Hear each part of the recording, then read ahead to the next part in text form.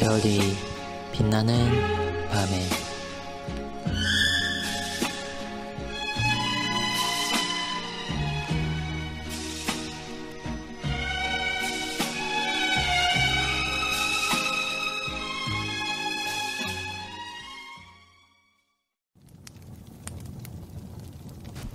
설교 뒤에 기도에 관하여 본문은 18일차에 나와 있습니다.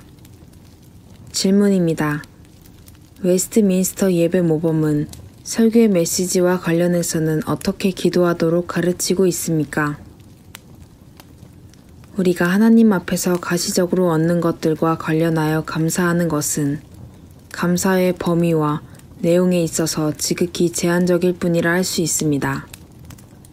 그러나 하나님의 아들 예수 그리스도를 우리에게 보내주신 하나님의 그 크신 사랑에 대해 감사를 드리오며 라는 문구로 시작하는 감사의 내용에서 알 수 있듯이 우리가 결코 갚을 수 없는 지극히 큰 감사의 내용들은 성경을 통해 깨닫게 되는 바 구원과 진리의 풍성한 은혜에 대한 것들입니다. 그러므로 말씀의 일꾼인 설교자가 듣는 회중들을 위해 항상 고려해야 하는 것이 바로 성경의 진리를 온전히 밝히고 그 밝혀낸 진리의 내용들이 듣는 회중들에게 잘 전달되어 심령 중에 열매 맺도록 하는 것입니다.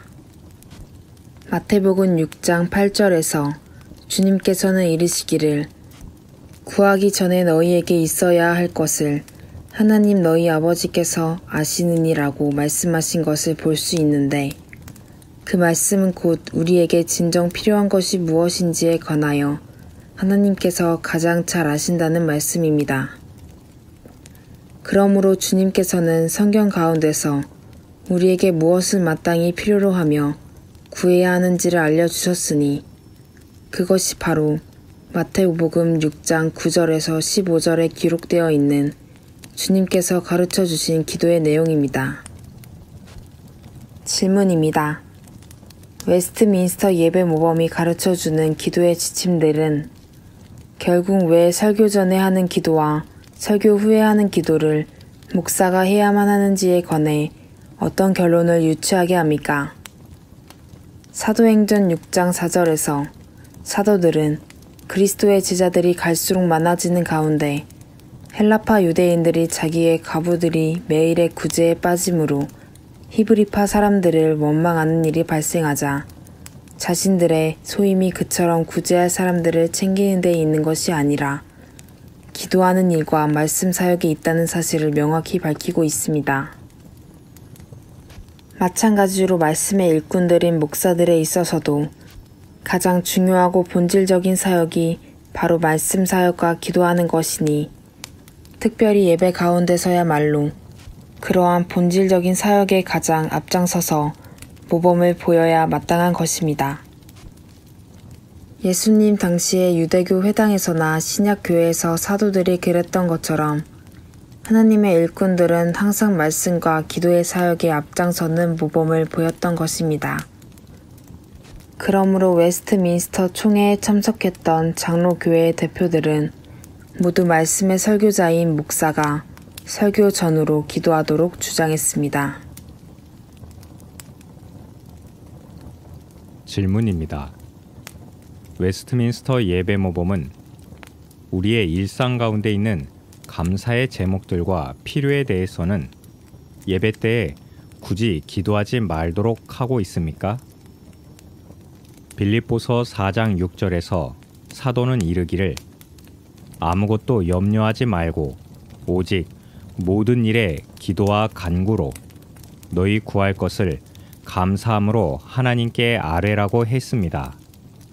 그런즉 우리가 하나님께 기도할 것은 우리의 모든 일들인 것입니다. 또한 그러한 모든 일들에 대한 기도는 감사함으로 하나님께 아뢰어 구하는 기도이니 염려함이 아니라 감사함을 가지고서 구하는 기도에는 하나님의 뜻에 합당함이 전제되어 있는 것입니다. 그런즉 요한일서 5장 14절에 그를 향하여 우리의 가진 바 담대한 것이 이것이니 그의 뜻대로 무엇을 구하면 들으심이라는 말씀과 같이 하나님의 뜻에 합당하게 구하는 기도 가운데에는 우리의 모든 필요가 포함되는 것일 뿐 아니라 하나님의 뜻에 합당함으로 말미암는 확신과 감사를 동반하는 것입니다. 즉, 성경에 근거하는 진리의 확신과 우리의 모든 필요한 것을 구함에 대해 들어주심에 대한 확신은 합당한 기도의 양면을 이루되 하나님의 뜻에 근거함에 바탕을 두는 것입니다. 해설.